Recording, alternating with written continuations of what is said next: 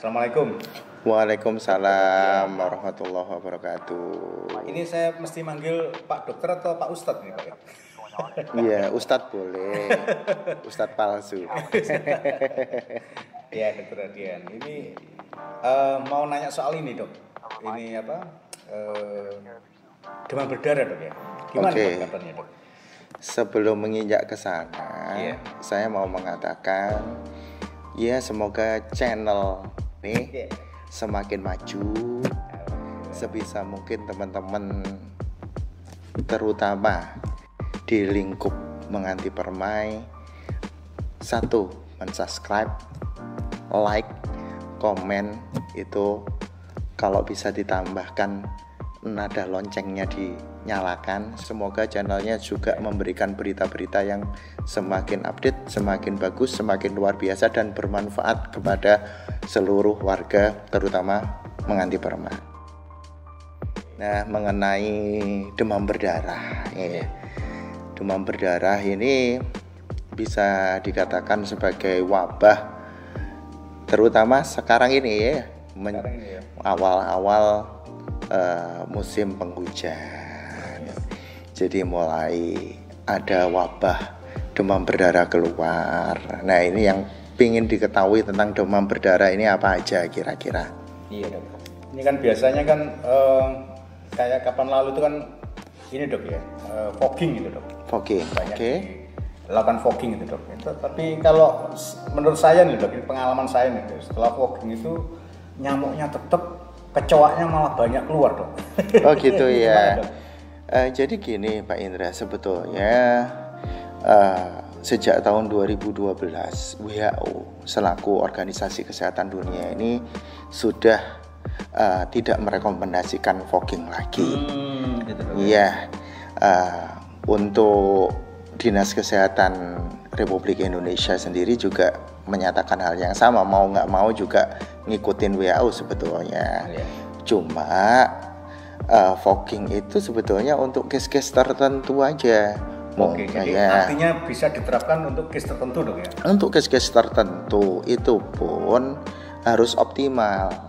Nah, ketika tidak optimal atau ada resiko tidak optimal, lebih baik tidak dilakukan karena keuntungan dibandingkan kerugiannya sangat besar kerugiannya. Jadi seperti ini Pak ya, maksudnya syarat dilakukan fogging itu kan apabila terjadi wabah lebih dari satu warga di dalam satu kompleks, misalkan kalau di sini perumahan ya, itu terkena demam berdarah. Itu yang pertama. Sehingga dilakukan kolaborasi dengan RT, RW setempat, ini perlu tidaknya dilakukan fogging dan lain sebagainya. Permasalahannya anak ini ketika orang ini ya atau anak ketika kena demam berdarah itu kena demam berdarahnya di mana? Apakah di lingkungan rumah, apa di lingkungan sekolah misalkan, atau di luar itu? Ini harus juga dilakukan inspeksi di sekolah ada ndak yang kena. Nah, karena anak ini mungkin sekolahnya juga berbeda-beda dan cara terbang daya jelajah dari nyamuk Aedes aegypti ini itu 100 meter persegi ya. Jadi dia nggak jauh. Oh, terbatas dok ya? Terbatas 100 meter persegi. Artinya kalau dia terkenanya itu pasti di lingkungan situ sumber nyamuknya gitu dok ya? Oke, betul. Nah, pelaksanaannya itu harus sporadis. Tidak bisa hanya melibatkan satu alat. Kalau bisa beberapa alat. Itu yang pertama. Harus sporadis. Pelaksanaan fogging. Betul, pelaksanaan fogging itu syaratnya harus sporadis. Yang kedua, setiap penduduk yang memiliki rumah di sini itu diharapkan semuanya di fogging. Misalkan nih, fogging dilakukan hari Minggu. Karena rata-rata hari Minggu libur ya. Selama pemberitahuan, aparat-aparat terkait ini harus memastikan warganya itu nggak ada yang keluar kota. Ya, semua rumah ini harus di fogging, termasuk rumah kosong. ini harus bekerja sama dengan developer. Semua rumah kosong atau rumah kosong tapi pemiliknya ada, pemiliknya di luar kota dan lain sebagainya, ini harus kuncinya diserahkan ke RT RW. Jadi jauh-jauh hari sebelumnya sudah harus ada pengumuman ya? Harus, betul. Karena apa? Tujuannya adalah tidak ada satu nyamuk pun yang lolos pada saat di fogging. Karena setiap nyamuk ada jala-jajah. Kalau ada yang lolos gitu gimana dok? Ya, jadi begini Pak ya. Ketika nyamuk ini kena fogging, dia gak langsung mati. Dia butuh terkontaminan dengan zat pestisida dalam fogging itu sampai 1 menit. Sedangkan dia punya jelajah terbang. Kalau dia lolos, gak mati pada saat itu, maka nyamuk ini membentuk antibodi terhadap pestisida yang terkandung pada fogging. Sehingga nyamuk ini ketika dapat fogging lagi, nyamuk ini sudah kebal. Dan jeleknya lagi, nyamuk ini ketika bertelur yang sudah terbentuk antibodi terhadap pestisida yang terkandung pada fogging, ketika bertelur menjadi larva dan menetas, anaknya menjadi larva dan terbang lagi menjadi nyamuk. Anaknya ini mengikuti genetik dari induknya. Oh, DNA-nya kuat menguat gitu. Iya, akhirnya di fogging juga dia kuat juga. Makanya fogging itu harus sporadis, baik rumah kosong semuanya itu juga harus dilakukan fogging semua rata. Ini. Nah, pada saat di fogging, rumah dibuka semuanya, di fogging rata, pemilik rumah keluar boleh masuk ke rumah setelah 30 menit pasca fogging. Ini kalau memang benar-benar diperlukan, karena keburukannya banyak. Keburukan yang pertama, fogging, apa itu? Ini harus benar-benar ditelaah. Kira-kira perlu dilakukan apa enggak, kan begitu? Nah, karena yang pertama fogging otomatis hanya membunuh nyamuk saja. Tidak bisa membunuh telurnya, jentiknya, larvanya tidak bisa terbunuh, kan begitu? Nah, yang kedua, dampak terhadap lingkungan dan kesehatan masyarakat juga tinggi. Menyebabkan pestisidanya menyebabkan pencemaran udara, pencemaran tanah yang baru bisa normal kembali itu setelah bertahun-tahun ke depan, yang pastinya menimbulkan efek kesehatan yang buruk karena bahan pestisida ini bisa menyebabkan penyakit paru dan kanker pada warga. Itu baru kelihatan jangka panjang, makanya dipikir tidak ada masalah apa-apa, kan begitu. Makanya pemerintah, WHO, Dinas Kesehatan dan pemerintah lebih fokus ke PSN 3M+. Apa itu? PSN itu pemberantasan sarang nyamuk. Ya, ini lebih diutamakan karena itu maksudnya yang ini dok, yang kayak apa? Tempat yang tergenang air betul. Jadi pemberantasan sarang nyamuk ini kan dikatakan 3M+. Yang pertama, M yang pertama ini menguras. Apa saja yang perlu dikuras? Yang dikuras ini tempat penampungan air, mungkin ada botol-botol atau ban bekas dan lain sebagainya yang ada kemungkinan ketika hujan ada genangan di sana, dikuras atau bisa dikubur kalau nggak barang-barang nggak terpakai ya. Nah, yang kedua ini M-nya kan ditutupi, menutupi, betul, menutup barang-barang yang bisa menjadi genangan air. Yang ketiga recycle ya, mendaur ulang. Jadi barang-barang plastik dan lain sebagainya ini kalau yang mendaur ulang ini saya rasa sudah ada ya, karena ada bank sampah di sini dikumpulkan. Sampah-sampah plastik bisa menambah penghasilan bagi teman-teman di lingkup perumahan sini. Seperti itu. Nah, plusnya ini namanya aja 3M+. Plusnya ini yang pertama memberikan larvasida abate itu untuk membunuh larva, membunuh jentik-jentik di tandon air dan lain sebagainya ya. Karena apa? Nyamuk Aedes aegypti itu nyamuk yang suka bersih. Dia tidak betul, dia tidak hidup di air yang keruh Dia tidak hidup di air yang mengalir. Dia hidupnya di air yang jernih. Nah, di mana saja ada genangan air yang jernih, disitulah ada larva dan jentik-jentik dari Aedes aegypti. Nah, itu salah satunya. Nah, dan hari aktif nyamuk ini dibagi dua. Hari aktif yang pertama itu sekitar jam 7 sampai 10 pagi. Nah, hati-hati ketika ada nyamuk Aedes aegypti ya.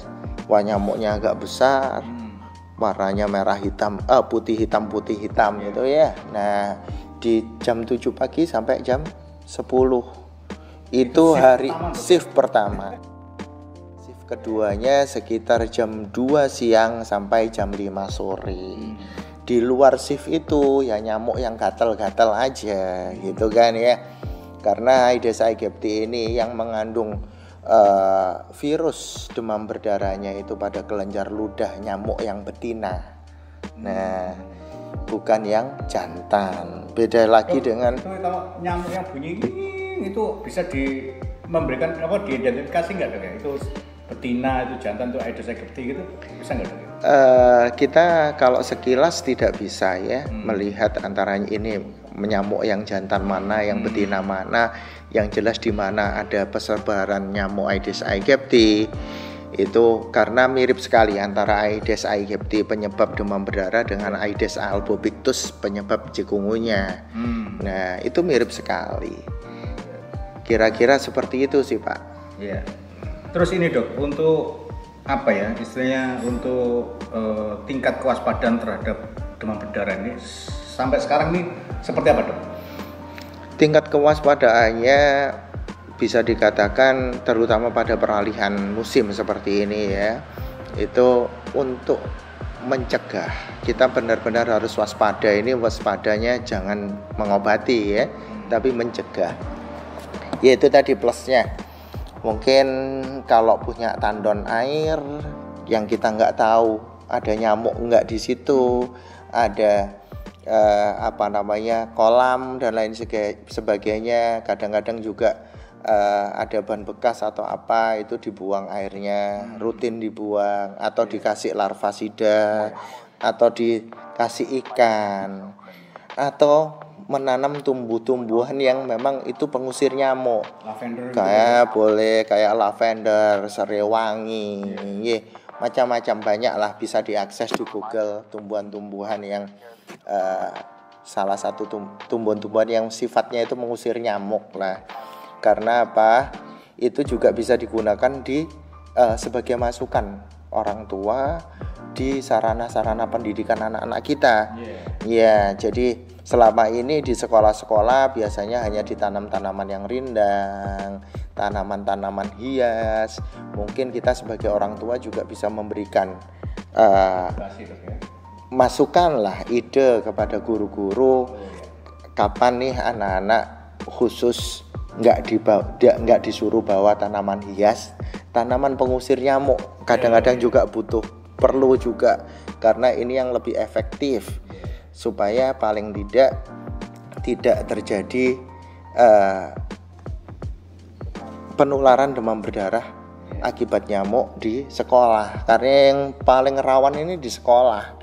Paling rawan. Justru sekolah dok ya? Paling rawan sekali. Kenapa itu? Karena satu, sekolah ini biasanya kan lebih lembab ya. Terus aktivitas anak sekolah ini jam 7 sampai jam 10, siang juga masih ada. Nah, nyamuk ini kan mencari target juga. Ketika ada nyamuk di sana betina dan kebetulan kelenjar ludahnya membawa virus demam berdarah, pastinya juga akan tertular anak-anak kita. Nah, ketika di lingkungan kelas, di lingkungan sekolah itu sewaktu-waktu memang guru-guru itu dapat masukan dari orang tua wali murid, anak-anak suruh bawa di suatu waktu tanaman-tanaman pengusir nyamuk misalnya, itu kan lebih bagus juga. karena bermanfaat terutama di saat-saat seperti ini, maksudnya begitu. Ini saat Semoga ini dok ya, semoga ini program kita ini didengarkan sama Ibu Sari dok. Amin, amin. Semoga. Diterapkan dok. Betul. Next mungkin setelah ini di program berikutnya kita membahas tentang demam berdarahnya sendiri. Kapan seorang anak itu ketika, nah ini yang harus tahu nanti. Ini kita bahas di next ya. Mungkin setelah ini biar berhubungan secara langsung. Jadi begini bocorannya. Ketika ada empat serotype virus demam berdarah. Ketika seorang anak kemarin pernah digigit ya nyamuk yang membawa virus demam berdarah serotype 1, ya bisa kita ambil di ET1. Itu ketika tahun berikutnya digigit lagi dengan nyamuk yang kebetulan membawa DET1, dia sudah kebal. Nah, ketika ada nyamuk yang menggigit dia di serotype yang lain, disitulah ada resiko terjadinya demam berdarah yang beresiko terjadi DSS atau Dengue Shock Syndrome. Sehingga seorang penderita demam berdarah ini wajib dan harus dilihat progresnya oleh dokter yang merawat langsung di rumah sakit. Jadi maksudnya apa? Maksudnya nanti biar orang tua ini juga tahu kapan anak demam berdarah ini nggak perlu dirawat di rumah sakit, kapan perlu, ciri-cirinya seperti apa, labnya seperti apa dan lain sebagainya kita bahas di next konten. Oke, siap, insya Allah. Baik, pemirsa Warta 9, itulah tadi obrolan kami dengan Dr. Herdian Laksmana. Jangan lupa subscribe ya. Ya, terima kasih, semoga bermanfaat. Amin, Assalamualaikum warahmatullahi wabarakatuh. Waalaikumsalam warahmatullahi wabarakatuh.